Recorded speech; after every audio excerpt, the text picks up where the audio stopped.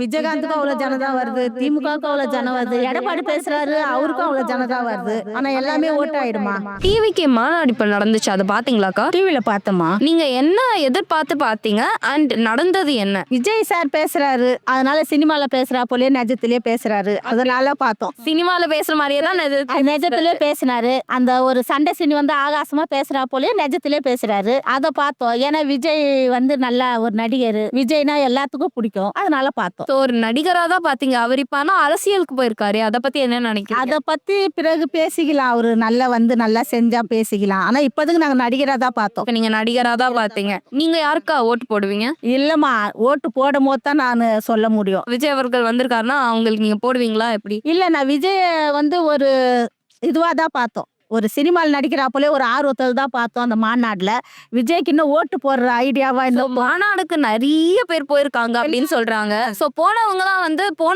எல்லாம் சும்மா விஜய் நடிகரா பார்க்க போனாங்களா இல்ல ஓட்டா மாறுமா? அதெல்லாம் சொல்ல முடியாதுமா. விஜயகாந்துக்கும் அவ்வளவு ஜனதான் வருது, திமுகவுக்கும் அவ்வளவு ஜனம் வருது, எடப்பாடி பேசுறாரு அவருக்கும் அவ்வளவு ஜனதான் வருது. ஆனா எல்லாமே ஓட்டு ஆயிடுமா?